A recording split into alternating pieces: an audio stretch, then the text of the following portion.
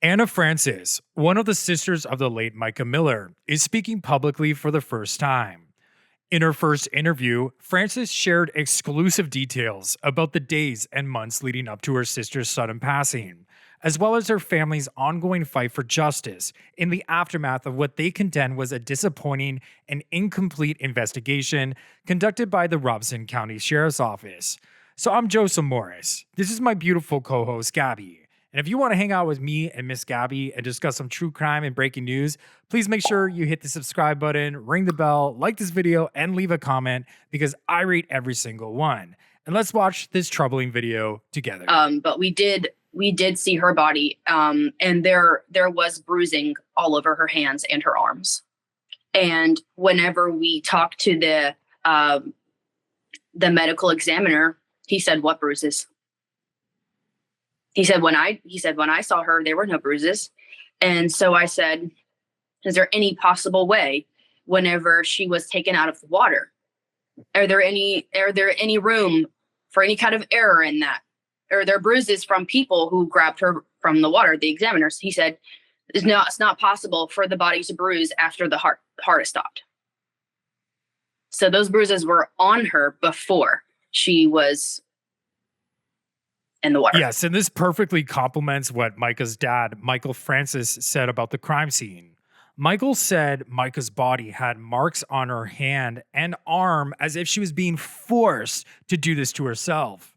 It was also revealed that her body was found in a portion of the river that was closed off to pedestrians, and she would have to waded knee deep in alligator infested water to get to this random part of the park. It was also hidden away from everybody, this one location, but yet she dialed 911 because she wanted to make sure she would be found. So why would she be in this corner of the park? The scene doesn't quite add up because the shell casings at the scene were found 40 meters away from her body, and her body couldn't have just floated there since there was no currents and the lake is pretty still. I mean, there's no way she could have just drifted off into this one part of the river. I mean, she had to have been placed there. Also, at the end of the 911 call, there was voices being heard, like screaming, as if a struggle occurred.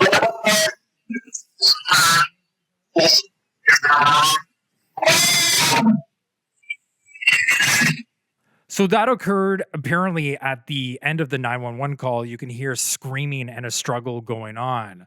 Also, the star witness, a fisherman, heard a cry and then a shot go off. But a lot of people think that his testimony is a little sketchy because he only heard one shot, and yet there were multiple casings found. There was also another witness who heard two shots go off.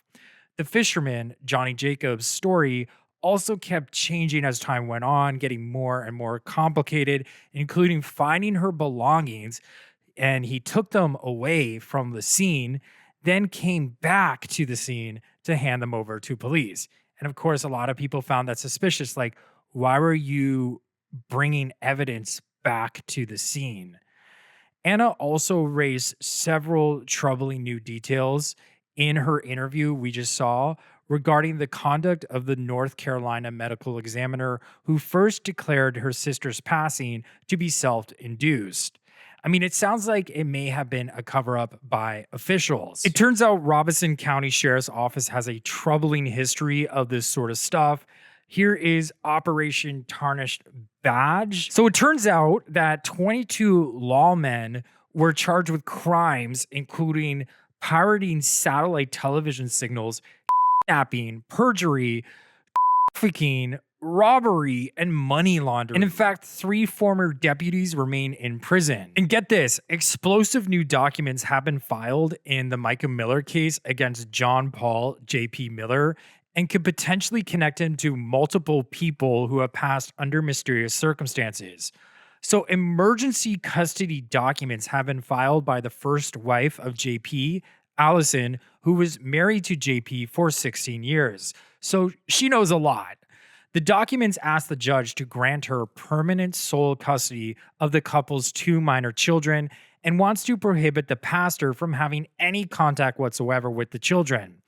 So JP is currently romantically involved. People say, I have no confirmation about he actually is romantically involved with a woman named Susie Skinner, even though this past weekend he was seen at the beach with another mystery woman. So Susie's former husband was paralyzed from a car accident.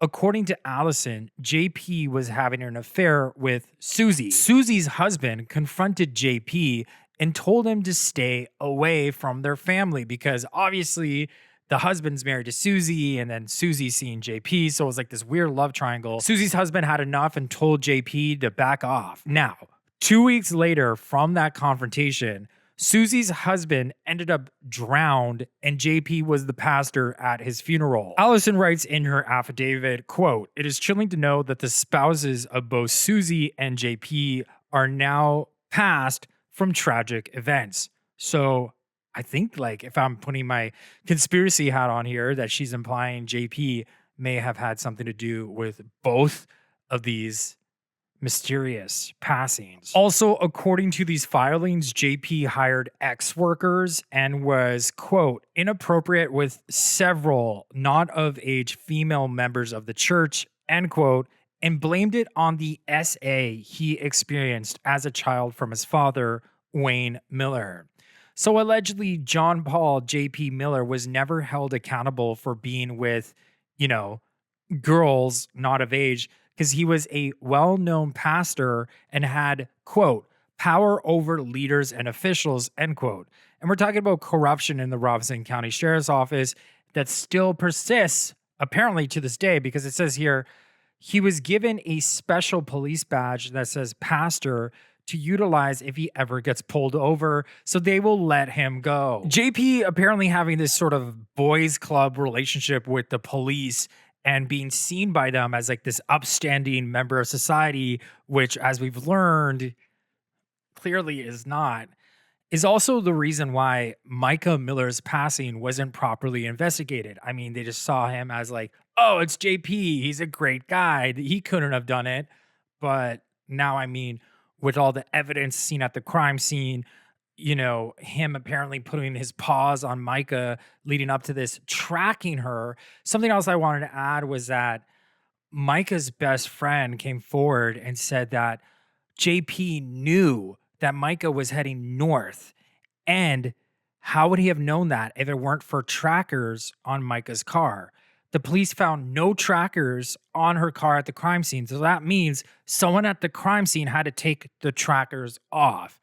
To me, with the end of the 911 call, with the way the scene looked like it was staged and her body was like placed there with all the new information of the bruising all over her body from Anna Francis, I think personally that she was by her husband. Also, by the way, these court documents says that JP is planning on, quote, suing everyone and being a millionaire, end quote. So I got to be careful. Anyway, what do you guys think about all this? Sound off in the comments below. Don't forget to subscribe by hitting my face right here. Let's roll the outro. Bye, guys.